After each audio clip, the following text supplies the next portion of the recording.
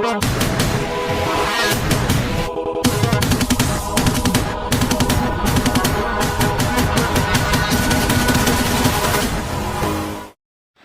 in our life as a student na may pangarap sa buhay. Mula dito sa Concepcion, isa Romeo Vlog na yan! Magandang araw, ngayon pag-uusapan natin ang mahalagang papel ng social media sa lipunan, sa pamilya at maging sa panahon ng krisis. Iba na ang takbo ng komunikasyon ngayon, kumpara noon, kaya tara alamin natin. Ano nga ba ang kahalagahan ng social media sa mga pamilya? Tara alamin natin. Magandang araw po, isang katanungan lang po kung ano ang kahalagahan ng social media para sa inyo.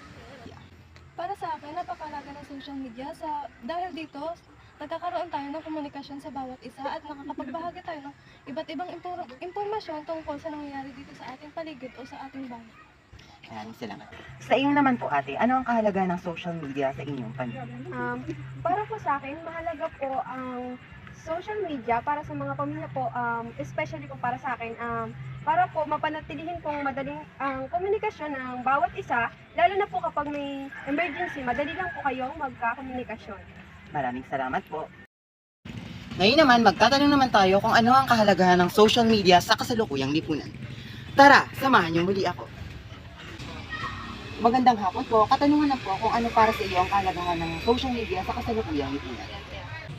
Para sa lipunan, ang social media ay naging daan para magkaisa tayo sa iba't ibang advokasya. Sa iyo naman po, ano ang kahalagahan ng social media sa kasalukuyang lipunan? Sa modern society, nakakatulong ang social media sa pag-access ng mabilis na impormasyon. Halimbawa na lang kapag may kalamidad, mas mabilis nating nalalaman dahil sa mga teknolohiyang ginagamit natin ngayon sa social media.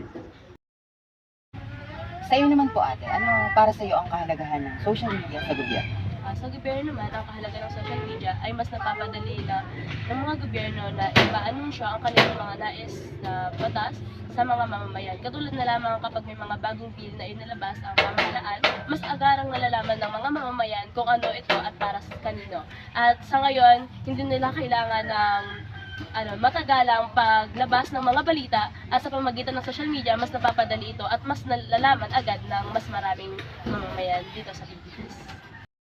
Kung ikukumpara sa nakaraan, noon ay umaasa lang tayo sa TV, radyo, at dyaryo. Para sa balita, madalas naaantala ang mga impormasyon dahil limitado lamang ang teknolohiya. Pero ngayon, dahil sa social media, mabilis na ang daloy ng impormasyon. Muli ako si NJ Gan at ito ang Kabagol Vlog.